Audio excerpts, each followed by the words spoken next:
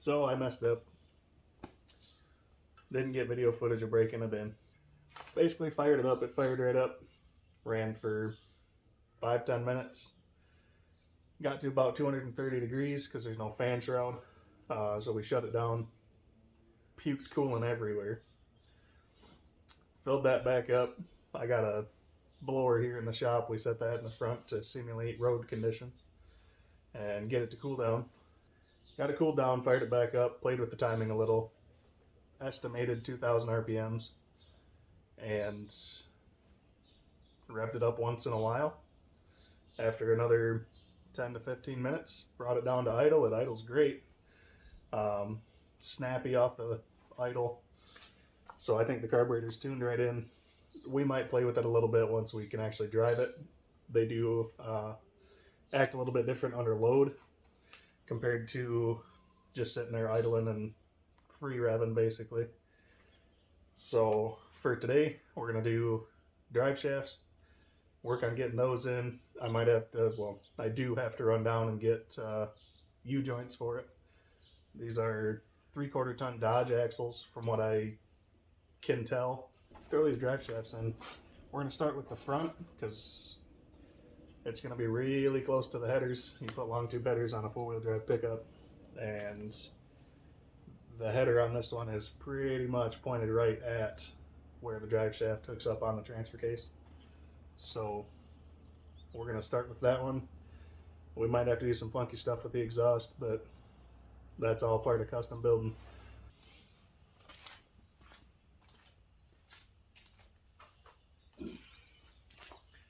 The way these old school drive shafts work is they bolt right to the transfer case. This is the front drive shaft. 4 bolts, bolts right to it. You got U-joints at the front with straps that hold it to the front diff, just like any other drive shaft. These are so short that they have 2 U-joints up here for maximum flexibility. The newer ones, early 2000s Chevy pickups, they have a slip yoke, slides right into the transfer case just like the rear drive shaft does. I'm not sure what year they changed that. I don't know which one is better. This to me has 2 fail points in it rather than just 1. But I also haven't played with these enough to know when do they explode.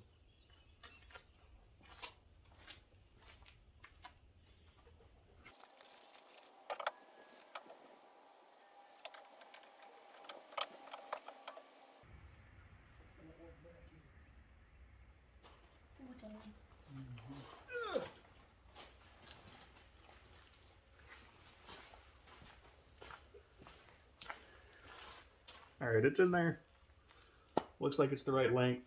And the U-joint on it is going to work miraculously. I'm not sure how we pulled that off, but it'll work.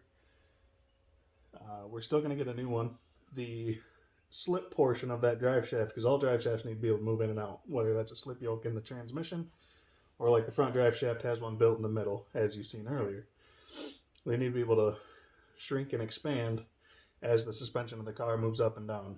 So that slip yoke's not wanting to slide. We're going to persuade it a little bit. We just pumped it full of grease. It took quite a bit, so I'm guessing it's been a while since it's been greased up.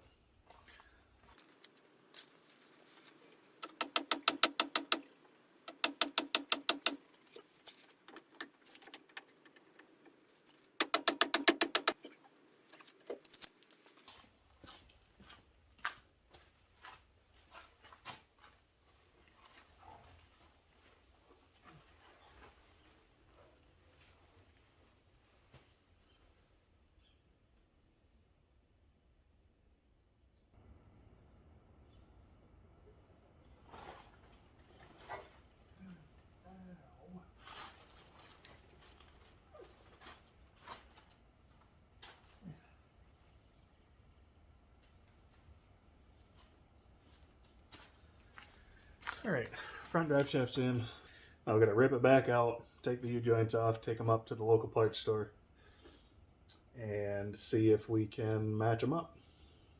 Hopefully find a part number. If not, we'll measure the diameter of the caps and then the width in between the ends, and that'll tell us whether they put a different U-joint in it. Some people call them bastard joints. If you can't just go to the parts store and buy it, you have to order it. It's a pain in the butt. Let's throw the rear drive shaft in. Make sure that fits inside the T-case on the splines, and then make sure it's the right length as well. It should be. I'm told this had a 350 small block in it with similar transmission setup to what I had. They had a turbo 350 from what he said, but we got the turbo 400 with the 400 small block. They should be the same. Let's go see.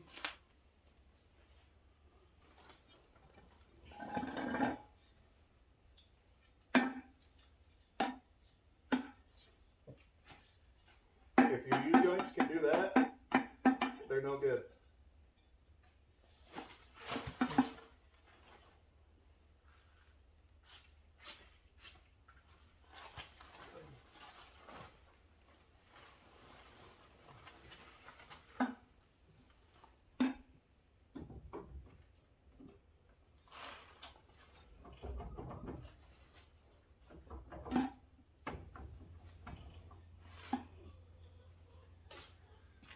Alright, after unsuccessfully getting the slip yoke into the transmission, the splines line up. I think there's just some crud down in here, and it's not letting it go on. It's been off the vehicle for quite some time, so we'll work on that, but our drive shaft is too long.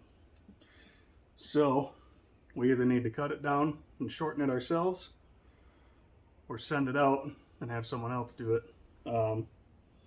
I've used drivetrain specialists over in Ionia. I do believe they do custom drive shafts.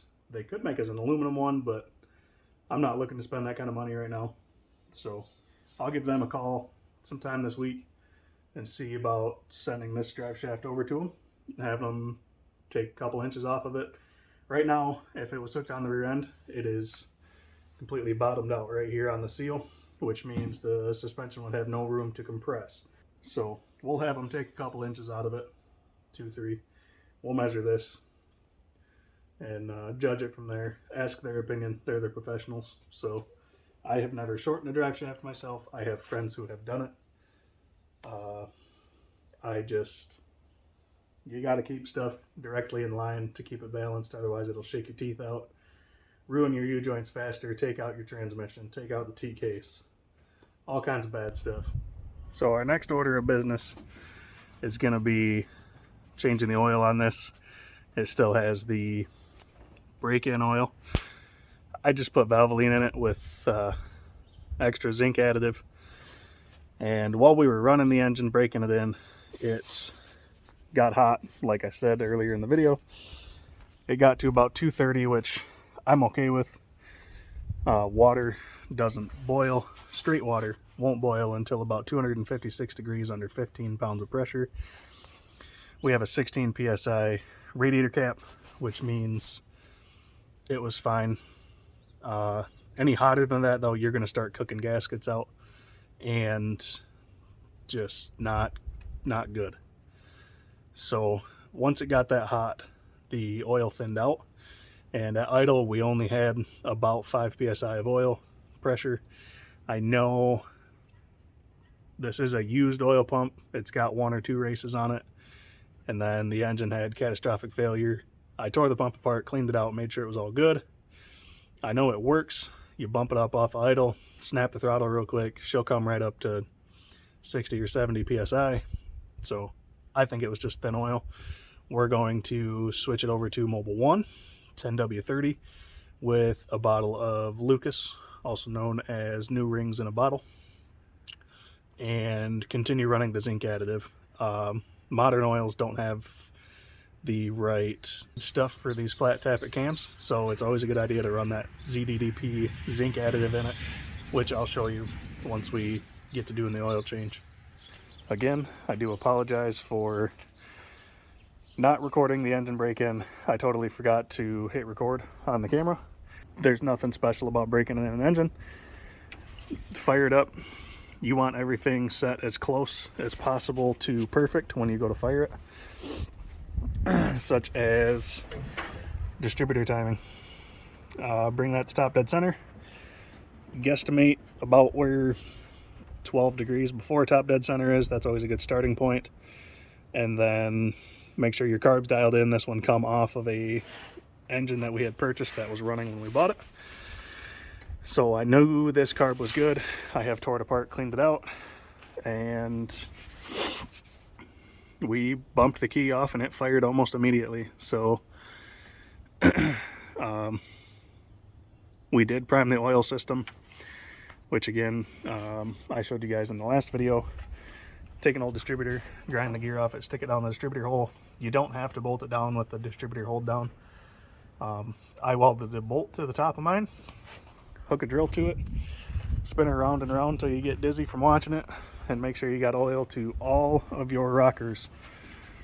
Once you have oil coming out of all the rockers, you know the oil system is completely pumped up and you have consistent oil pressure. We just hooked the oil pressure gauge, which is now inside the car in the dash. We just hooked it up, set it up on the intake, just so we could watch the oil pressure, make sure everything was working. And then once the car fired up, brought the idle up to an estimated 2,000 RPMs. I do not have a tachometer at the moment. And once you've got her up to about 2,000 RPMs, you let it sit and do its thing.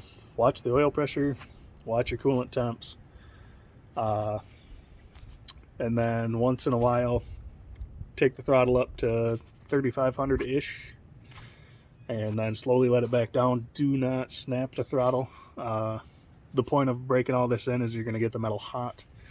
You're going to wear the lifters into the camshaft just a little bit, and they're all going to mesh where they need to be and be happy. If you mess that up, it will eat the cams right out. It will smooth the lobes off. It'll eat the bottom of the lifters.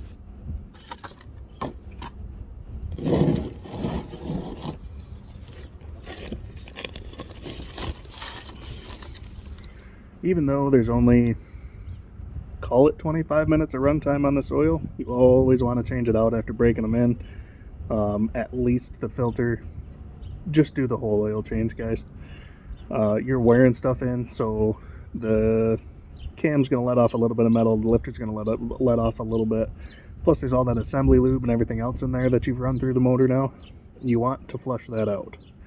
So run it, break it in, change the oil, drive it, change the oil in 1,500 miles, cut your oil change in half, and then you should be good to go to regular oil changes, whether that's 3 months or 3,000 miles or 5,000 or whatever you want to do.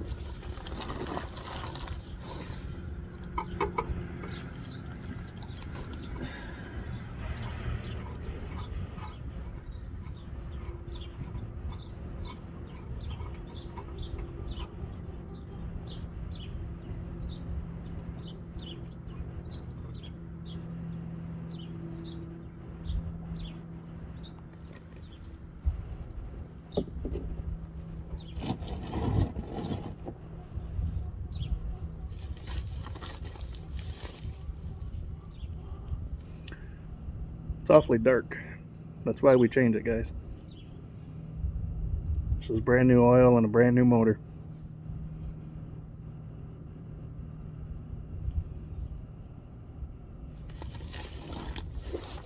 Alright, see how tight the last guy put the oil filter on? You don't have to reef these on, guys.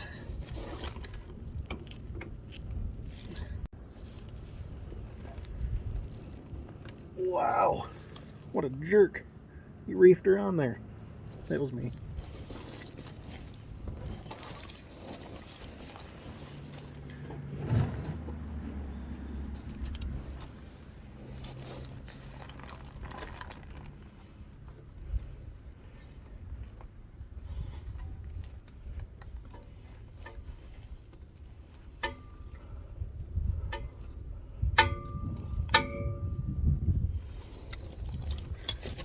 One thing I did learn is headers can make it difficult to get the right oil filter in there. So if you go to the parts store and make up a vehicle because it's a custom build and you got no idea what's going to fit it. Oil filters are extremely interchangeable. I believe this oil filter, according to O'Reilly's, goes on a 1978 Chevy C30 two-wheel drive. This one's four-wheel with long tube headers, and it fits. Got lucky on that one. As long as the thread pitch is the same, it'll fit. So you may have to search to find your right oil filter. You may get it right the first time. Who knows?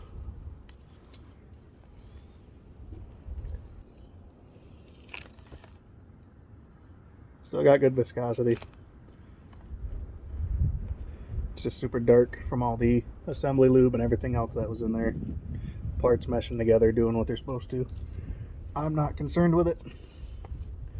If our next oil change in 1,500 miles is darker, then we'll start being concerned.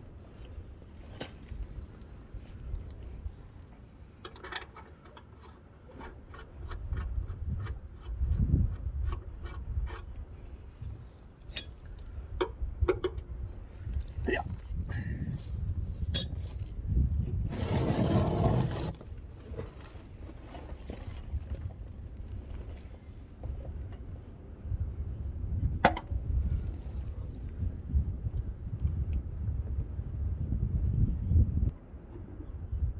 Maybe we'll try something new and cut the oil filter open. Take a look inside. I've never done that. But I'd be curious to see just how much junk it pulls out.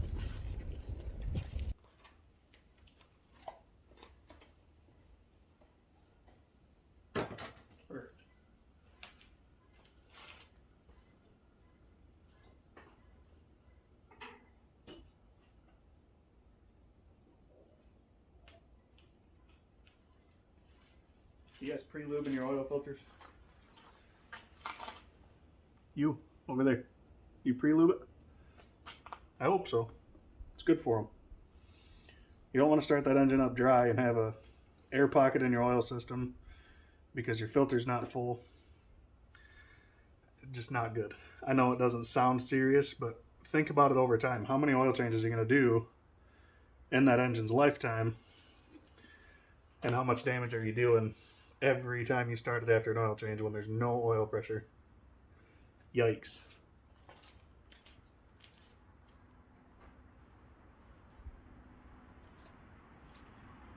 Schmutz a little on the ring. Slap her back in.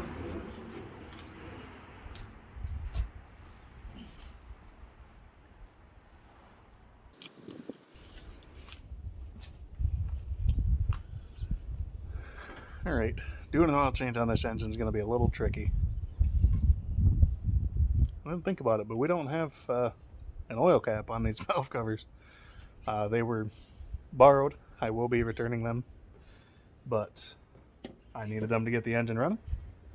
So, a friend of mine was nice enough to let us borrow them, and just until we can get our own. I do kind of like the chrome look on them, so I might just end up keeping chrome valve covers. And see what that does. I like it. Alright. See how well this is going to work.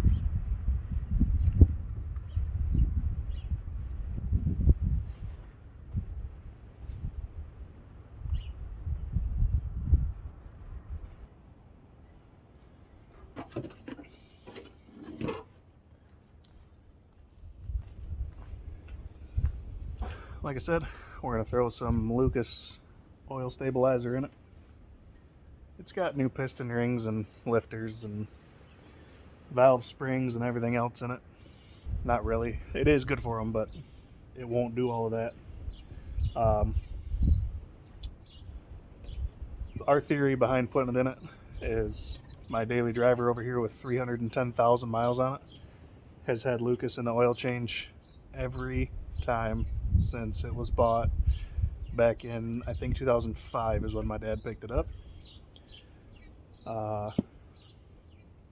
It's like taking vitamin C. Do you need it? Don't know. Is it going to hurt you? No. So just a sense of security. Plus, it's going to help keep that oil pressure up. Like I was saying, this engine got hot, and the oil pressure was lower than I like it. You need, according to GM spec and other forums that I've read, 10 psi per 1,000 RPM. So 2,000 RPM, 20 psi, 6,000 RPM, 60 psi, so on and so forth. The second this comes up off of idle, it had that proper amount of oil pressure, but I would like it to have oil pressure at idle. Call that good enough. This stuff is super stringy, guys.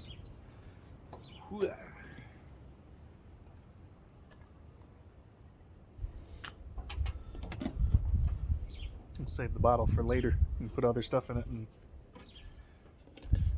then you don't need a funnel. So I just dumped it in here, or mix it around. That'll help it pour in a little smoother, because that stuff is super thick. It takes forever to get down in there.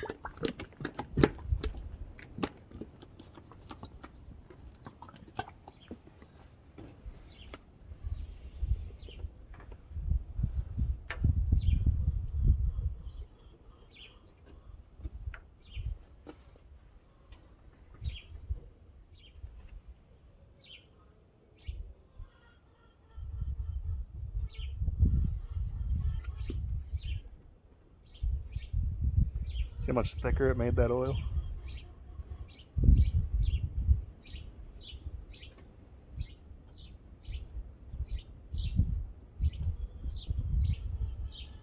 Now, usually I am a firm believer in Shell Rotella 1540. Every engine I've ever owned. Even the race car. I put fancy oil in that one time, it puked all of it out. I switched to Shell Rotella, and unless it was leaking it certainly wasn't burning it. But with this engine having brand new bearings, new rings, stuff like that, I want to keep the oil a little thinner just to make sure everything gets oiled up properly. I figured 1030 is a good starting point. If I need to go down because of the Lucas, I will. And if we need to go up, we can.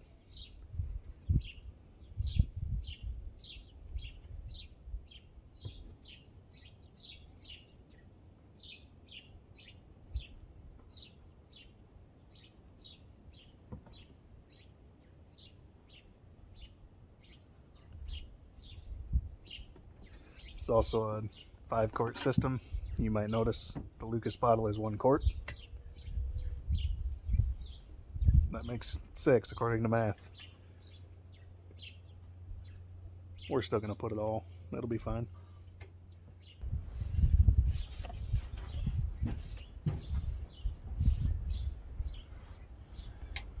Alright. Only thing left is ZDDP supplement, zinc additive. Rizlone, it's what they had down at O'Reilly's. And actually this is the last bottle, so I'm going to be kind of upset if I go in there and they don't have more. If I can find the Lucas brand, I have heard Lucas makes a brand. I'm a big fan of everything Lucas. So if I can find that, we'll start running that.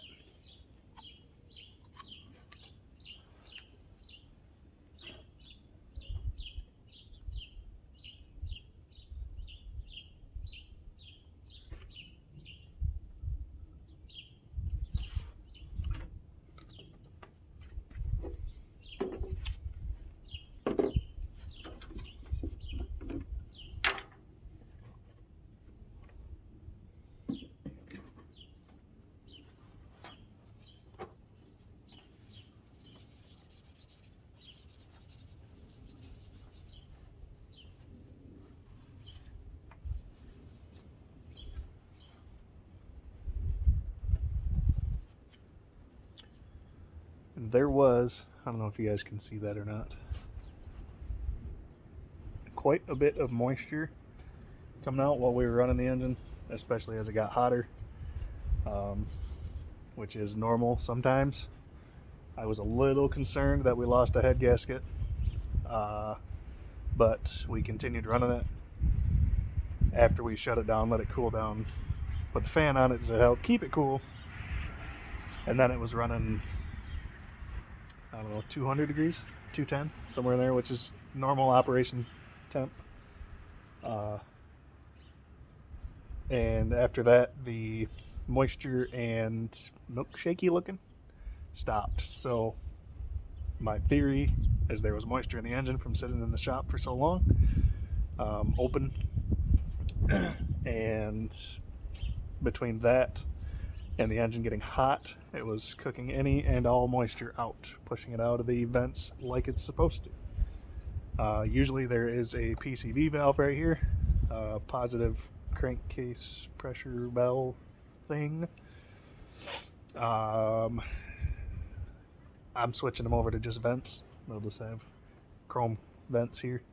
They look kind of like a little air breather. So one on each side. That's important. If you eliminate one, it'll push so much pressure out of this side, especially when the engine gets hot. Then it'll start puking oil. And then you got oil on your headers, then your engine bay is on fire. So I think that's that for the oil change, guys. I did break down, we're going to throw a thermostat in it.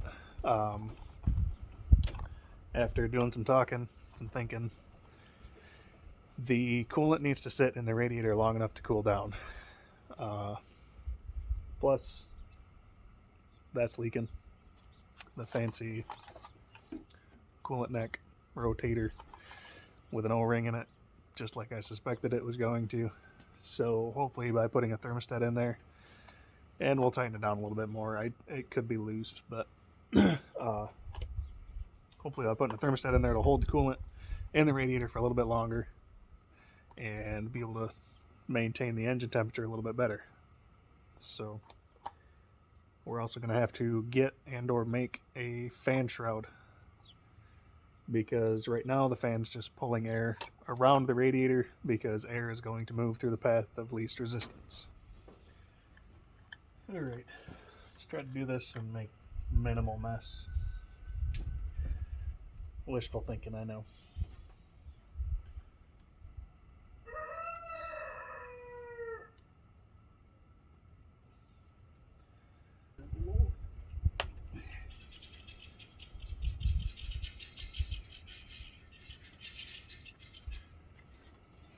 Not sure what that was about, but I bought those so they were easier. Not very easy.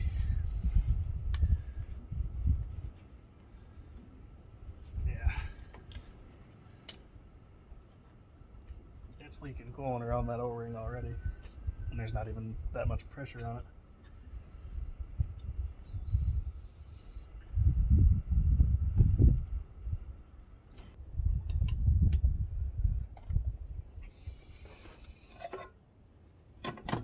Still got to get a rod for the air breather to hold that on. Unfortunately, the air breather is too tall for the hood to be able to close, so we're gonna have to make a cowl hood. Darn it.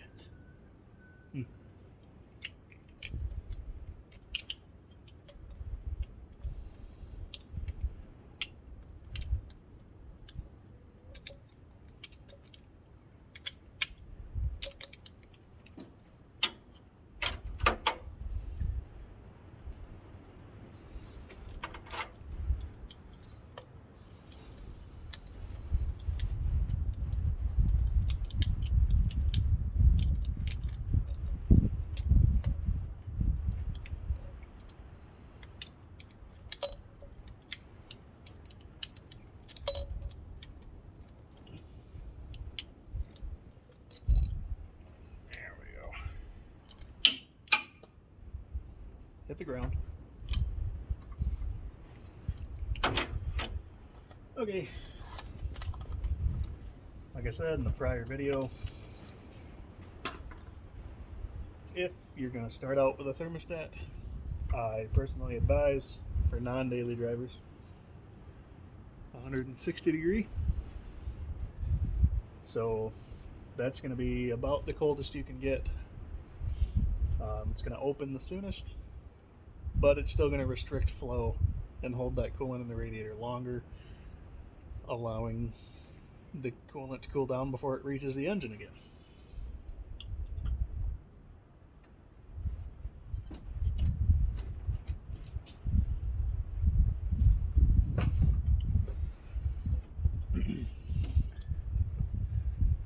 And for those that may not get to see this car in person, I'm 6 foot tall, and I have to stand on a bucket to reach the engine. That's about how tall this is. I do not know the size of the lift kit as it was installed prior to me buying it. I have had a few people ask. I'm estimating between a 6 and an 8 inch with the leaf spring conversion on the front because it's a 90s Chevy chassis.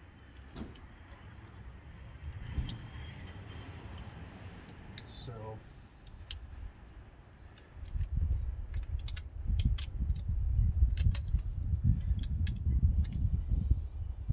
she's a big girl.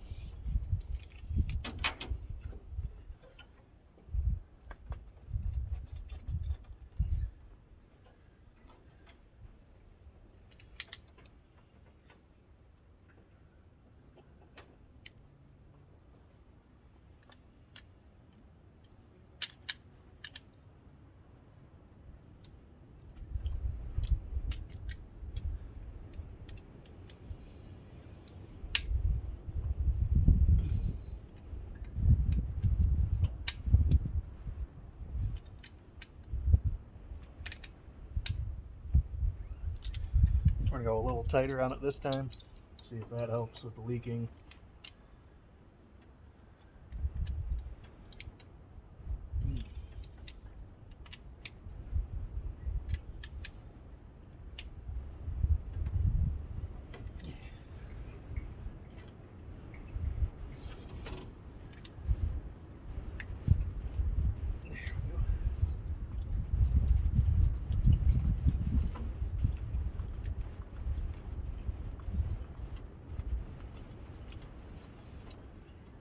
I don't see any.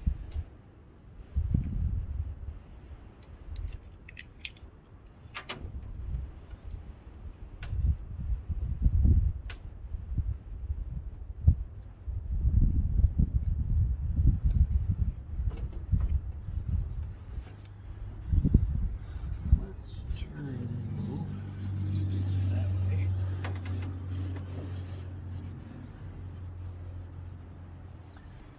Good and tight.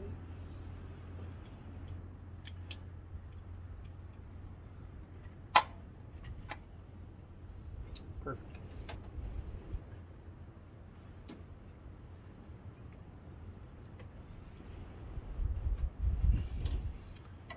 Get some rags to clean up that coolant, and then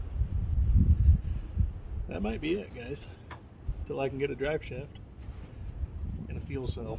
We're gonna try to pick one of those up at this swap meet we're going to. Might bring you guys along with me. I'll have to check and see if that's okay.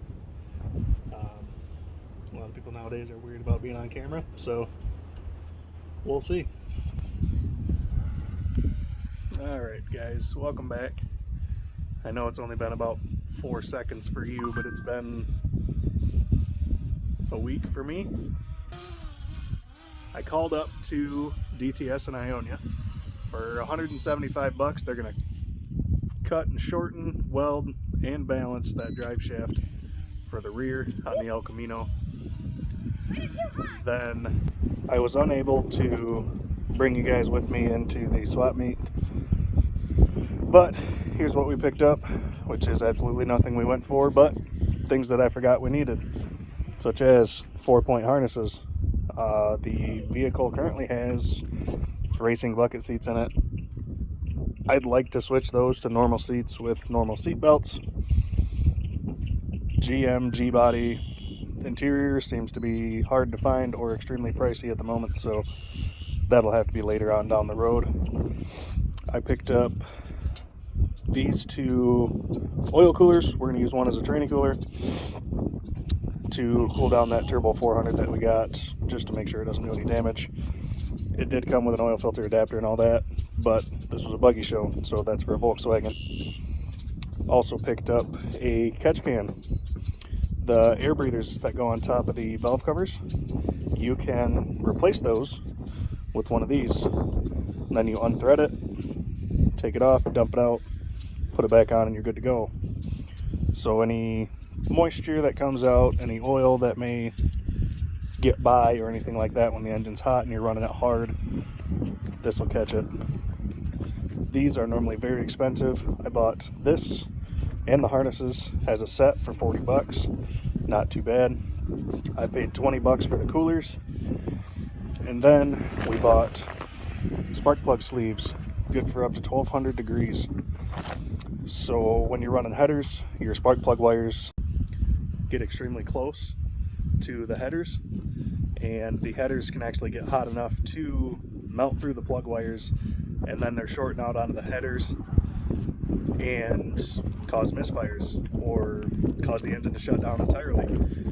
Just not a good time. You want to keep the heat off of them plug wires as much as possible. That can be done with either header wrap or with those spark plug wire covers. Again, I apologize for not getting the break-in video done for you guys.